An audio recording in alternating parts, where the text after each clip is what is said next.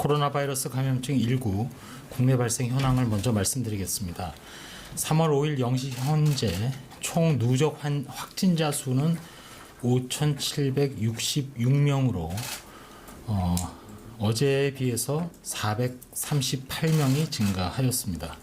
이 중 88명이 격리 해제되었습니다. 사망 건은 자료보다 조금 증가를 해서 현재까지 공식적으로 확인된 건은 37건의 사망 사례가 발생을 했고, 좀 더 확인 중인 건이 있어서 추후 발표하도록 하겠습니다. 전국적인 발생 상황을 보면 69.4%가 집단 발생과 연관이 있는 것으로 나타났습니다. 기타 산발적 발생 사례 또는 조사 분류 중인 사례가 약 30.6%이기 때문에 이 부분을 더 조사하고 분류를 하면 집단 발생 연관 규모는 더 커질 수가 있습니다. 특별히 세부적으로 들어가서 신천지와 관련된 사례가 현재까지 조사 분류가 끝난 사례 중에서도 전국적으로 59.9%, 60%에 이르고 있습니다. 대구광역시로만 얘기한다면 신천지 대구교회 관련 발생이 69.6%로 가장 많고, 신천지 신도들에 대한 접촉자 조사 과정에서 집단 시설이나 의료기관 등을 중심으로 발생을 확인하고 추가로 조치를 취하고 있습니다. 특별히 경상북도 지역에서는 봉화군 소재 푸른 요양원에서 현재까지 36명의 확진 환자가 새로 발생하는 등 저희가 우려하고 있는 것은 새롭게 집단 시설을 중심으로 계속 발생이 확인되고 있습니다. 특별히 이미 오전에 발표된 감염병 특별관리 지역인 경산 지역을 중심으로 해서 신규 환자가 증가 추세를 보이고 있는 상황입니다. 중앙방역대책본부에서는 이에 따라 국민들께 개인위생 수칙 준수 및 사회적 거리 두기에 대한 실천을 계속 당부드립니다. 가능한 한 모든 모임 그리고 외출을 자제해 주시고, 발열이나 호흡기 증상이 있는 사람과는 접촉을 피해야 됩니다. 특별히 폐쇄된 공간에서 많은 사람들이 모이는 장소에 종교 행사 등에 대한 방문이나 참석은 최대한 자제해 줄 것을 부탁드립니다. 또한 각급 기관 또 기업 등에서는 온라인 근무, 재택 근무 등을 적극 실시해 줄 것도 권고드립니다. 특별히 국민 여러분들께서는 집에 머무실 경우 충분히 휴식을 취하시고 적절한 운동 그리고 균형 잡힌 식생활, 위생수칙 준수, 주기적으로 환기를 실천하는 등 저희 질병관리본부와 그리고 전문가들이 권고하는 대로 건강생활에 힘써 주시고, 발열이나 호흡기 증상이 나타나신 분들은 등교나 출근을 하지 말고 외출을 자제해 주시면서 집에서 충분한 휴식 가운데 약 3, 4일간은 경과를 관찰해 주시기 바랍니다.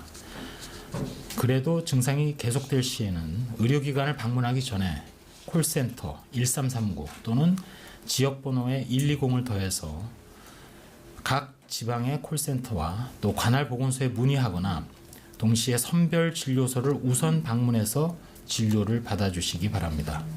이때 선별 진료소를 방문할 때에는 마스크를 착용을 하시고, 되도록이면 자기 차량을 이용해서 방문해 주시기 바랍니다. 또한 저희 중앙대책본부를 중심으로 일반 국민을 위한 병원으로서 호흡기 질환자와 비호흡기 질환자의 진료 구역을 구분한 국민안심병원을 전국에 가동하고 있습니다. 1339나 120 등에서 안내를 해드리겠지만 국민안심병원을 이용해 주실 것도 당부드리겠습니다. 이상입니다. 네, 그럼 지금부터 질의응답 시간 가지겠습니다. 소속과 성함 말씀해 주시고 질문 부탁드립니다. 오송 먼저 세 분 받도록 하겠습니다. 네, JTBC 윤재영입니다. 오늘 그 격리 해제자분들 47명으로 좀 많이 나왔는데 어떤 완치자들인지, 그러니까 어떤 환자들 중심으로 완치가 많이 됐는지, 그리고 이분들이 전부 다 2번 음성 나온 환자들인지 말씀 부탁드리고요. 또 증상이 나아져서 격리 해제는 아니고 퇴원한 환자들 몇 명 정도인지랑 이분들이 다 생활치료센터로 간 건지 아니면 어떻게 조치가 된 건지도 궁금하고, 국가지정 병상에 현재 입원 중인 경증 환자 몇 명 정도로 파악하시는지, 그리고 이분들을 다 옮길 대상으로 보면 되는 건지 파악된 만큼 좀 부탁드리고, 마지막으로 그 경증, 중증 분류 지침에 기저질환자를 경증으로 분류했다가 지침 수정했다는 내용 있는데 확인 부탁드리고, 다른 혈압이나 이런 기준도 애매하다는 지적이 있는데 어떻게 보시는지 여쭙니다. 예, 지금 총 4가지 질문을 하셨습니다. 현재 격리 해제된 누적해서는 총 88분이 격리가 해제가 되셨습니다. 현재 이제 변경된 지침에 따른 격리 해제 기준은 퇴원 기준과 또 다르게 발병일로부터 3주가 지날 후에는 격리가 해제될 수 있습니다. 검사가 없더라도. 그 당초는 반드시 이제 PCR 통해서 음성 검사가 확인돼야만 되는데, 또는 격리 해제 기준 중에 하나는 3주가 다 지나지 않아도 PCR 검사를 통해서 음성이 확인이 되면 격리 해제가 가능합니다.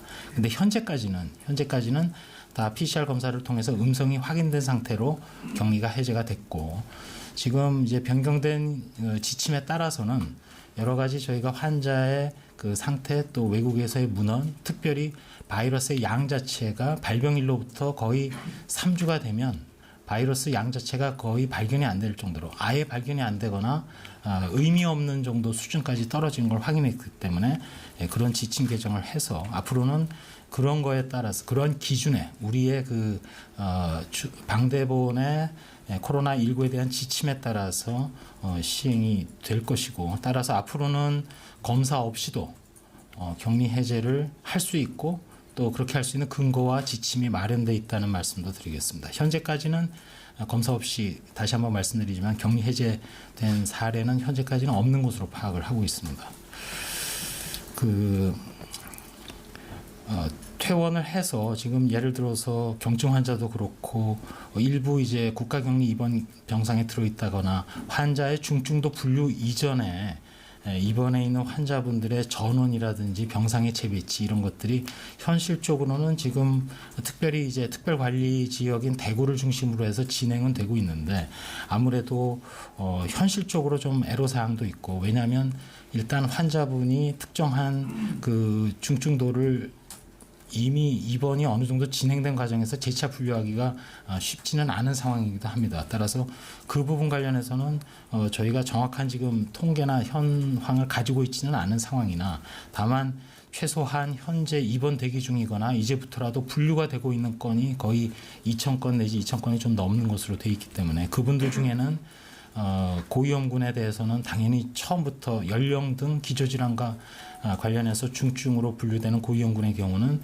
적절한 국가격리 입원 병상이라든지 제대로 된 전달 체계에 이제 배치가 되고, 또 경증, 또 무증상 이런 경우는 생활치료센터에서 관리가 될 수 있도록, 그 생활치료센터조차도 저희가 최선을 다해서 오전에 중수본 브리핑 때도 들으셨겠습니다만, 다음 주 중까지는 최대한 저희가 입원 대기 중인 분들, 또 현재 대구 등 특별관리 지역을 중심으로 해서 그 신천지 교도들과 관련된 검사가 거의 이제 후반부를 향해서 진행되고 있는 상황이기 때문에 전달 체계 자체가 문제없이 그 각 그 병원 또 시설 등에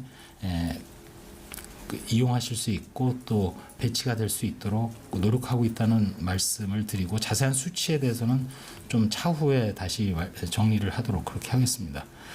그 두 번째, 세 번째를 묶어서 답변을 드린 셈이 되고요. 마지막 관련돼서는 지침을 제작하고 완성하는 과정에서 저희가 좀 오류 내지는 좀 실수가 있었던 건 사실입니다. 그래서 그 부분과 관련해서는 이제 수정을 하고 그 부분에 대해서는 급하게 또 다시 널리 공고를 해서 알려드리도록 하겠습니다.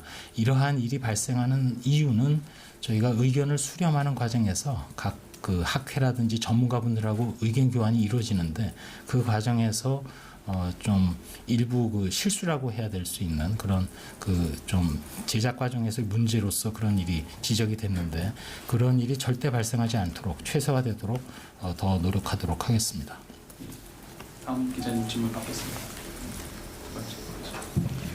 네, 저 뉴스원 서영빈입니다. 두 가지 질문 드릴 건데요. 첫째로 그 우한에서 입국한 신천지 신도들 조사 어디까지 진행되는지 궁금하고요. 둘째로 이 지자체에서도 역학 조사를 하는데 카드 사용 정보를 그 조회를 하려고 하는데 질본에서 협조나 허락이 잘 안 돼서 어려움이 좀 있다고 하는데 어떻게 보시는지 궁금하고 질본 허락 없이는 그 카드 사용 조회를 할 수 없는지 궁금합니다. 네, 첫 번째 부분과 관련해서는 지난번부터 계속 말씀을 드리고 있습니다만 그 전체 대상 중에서 약 반 정도는 어찌 보면 그 정확한 뭐 주민등록번호라든지 개인 신상에 대한 정보가 충분해서 출입국 자료와 함께 저희가 신천지 신도에 관련된 자료를 가지고 분석을 했고 그 중에 유의한 사례가 한 2건 정도는 나왔는데 발병 시기라든지 이런 걸 볼 때 현재의 그 초발 내지는 발병의 감염원이 됐으리라고는 보기는 좀 어려운 상태이긴 합니다. 다만 그 2건 중에서도 한 건의 경우는 아직 조사가 다 끝난 것은 아닙니다. 무슨 얘기냐면 이제 발병일과 관련해서 당사자에게 저희가 인터뷰를 통해서 확인은 했는데 혹시라도 물론 이제 건강보험을 이용하게 되면 저희가 DUR 같은 걸 확인해서 그 확실한 의료기관의 이용이나 이런 건 알 수 있지만 예를 들어 그냥 그 일반 의약품으로 만약 해열제를 그냥 복용을 했다든지 할 경우에는 좀 더 정밀한 조사나 이런 것들이 필요하기 때문에 뒤에 얘기할 수는 뭐 카드 사용과 관련될 수도 있겠습니다만 그래서 그런 것들이 조금 더 조사가 남아 있고 크게 보면은 그 반 정도 되는 나머지 집단의 경우에는 그 주민등록 번호나 그 가지고 있는 정보가 조금 한정이 돼 있습니다. 따라서 필요한 정보, 예를 들면 뭐 휴대전화 번호라든지 이런 것들을 더 매칭을 해가지고 정밀하게 또 본인인지를 확인하고 추적을 해야 되는데 그 부분은 아직도 진행 중에 있다는 말씀을 드립니다. 그렇게 되는 이유 자체가 규모가 워낙 큰데다가 그 시기 자체는 일단 좁혀서 금년 2월, 1월, 12월 이렇게 역순으로 해서 진행을 하고 있는데 그것도 더 진행이 되는 대로 말씀을 드리도록 하겠습니다.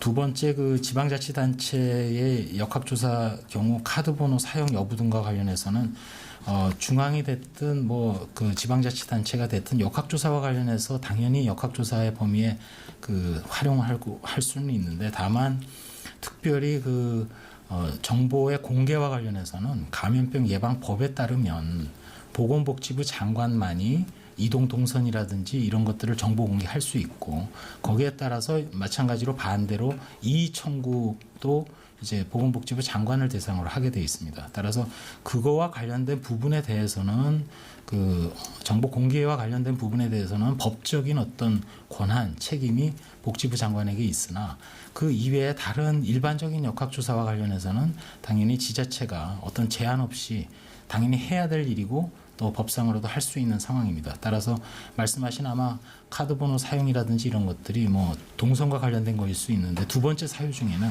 다른 이유로 이제 카드 조사를 하려 해도 지금 상당히 많은 건이 단기간에 발생한 상황입니다.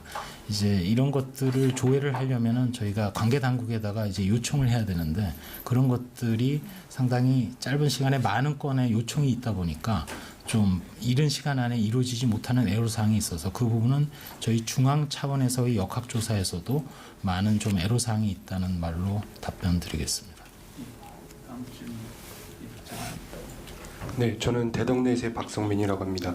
그 지난달 27일 브리핑 내용 가운데서 그 유전자를 분석한 결과 유전자 변이가 없었다고 이렇게 발표를 하셨는데요. 그런데 어제자로 그 4일자로 중국 연구진에서 이제 코로나 바이러스가 변이를 일으켰다는 보도가 나왔습니다. 전염력 또한 더욱 막강해졌다는 내용도 있었는데요. 질본에서는 이 유전자 변이에 대해서 좀 어떻게 보고 있고 앞으로 어떻게 대응할 예정이신지 궁금합니다. 네. 예, 그 부분 관련해서는 지난번에도 말씀을 드렸지만 이번에는 그 직접 바이러스를 분리하는 담당 과장이 좀 더 자세히 설명드리도록 그렇게 하겠습니다. 김명국 바이러스 분석 과장 설명드리겠습니다. 네, 지난번에 저희들이 발표한 내용은 그 바이러스가 인체에 감염될 때 가장 중요한 부위, 그다음에 바이러스 증식에 관련된 부위, 병원성에 관련된 부위, 즉 바이러스의 구조에 관련된 유전자를 집중적으로 분석을 했고, 또 바이러스를 검출할 때 프라임 프로브가 결합하는 부위에 변이가 있는지 없는지 이런 부분을 집중적으로 분석을 했습니다. 지금 한 23개 국가에서 그 코로나 바이러스의 전체 유전자를 갖다가 분석해서 WHO 데이터베이스에 기세이드라는 곳에 지금 올라가 있는데, 그 전체를 분석해 보면은 쭉 나열이 됩니다. 중국 과학원에서 발표한 내용은 전체 유전자를 분석해 보니까 하나의 아미노산 변이에 의해 가지고 두 개의 그룹으로 나누어진다. 즉 L행과 S행이다, 이렇게 분류를 하고 있고, 그러한 분류는 저희들도 확인을 했습니다. 다만 중국 측에서 그에 대해서 더 추가한 내용은 L행이 우한에서 초기에 발병할 때 많이 검출된 바이러스 행이다. 그래서 많이 전파된 바이러스이기 때문에 전파력이 강하다, S보다, 이렇게 주장을 하는 내용인데, 전파력에 대해서는 보다 더 과학적인 접근이 필요하고 역학적인 거, 실험실 내에서의 데이터가 수집돼야만이 L행과 S행 간의 전파력의 차이는 이야기할 수 있겠습니다. 그 변이라는 부분은 지금 그 코로나 바이러스 크기가 30kbase, 즉 3만 개의 연기로 구성되어 있는데 23개 국가에서 올라온 다양한 바이러스를 분석해 보면은 각 바이러스별로 몇 개의 그 뉴클레오타이드 변이가 있습니다. 그래서 전체적인 상동성이 98%다, 99%다 이렇게 이야기하는 겁니다. 100%가 아니고. 그래서 중국과 저희 그 분석 차이는 그런 데 있습니다. 그러면 세종으로 이제 질의 넘기겠습니다. 세 분 순서대로 말씀 주십시오. 뉴시스 이투데이 기자님. 네, 뉴시스 임재희 기자인데요. 먼저 오늘 저기 중대본에서 신천지 과천본부 행정조사를 했는데, 여기에 어제 그 질본 방대본에서는 어떤 입장이셨는지랑, 여기 역학조사팀 두 분이 그 조사단에 포함이 됐는데 어떤 역할을 하시는지 이런 내용 좀 궁금하고요. 그 다음에 대구에서 지금 그 자가격리 중인 무증상 신도에 대한 그 다음 주 월요일 해제 부분에 대해서 그 반대를 하고 있는데, 여기에 대한 질본 입장도 궁금하고요. 그리고 경산에서 환자가 급증했는데 이 급증한 원인을 지금 어디라고 판단을 하시는지 궁금합니다. 예, 첫 번째, 두 번째를 같이 묶어서 말씀을 드리면, 일단 저희 중앙방역대책본부는 코로나19와 관련된 감염병 관리를 책임지고 있는 본부입니다.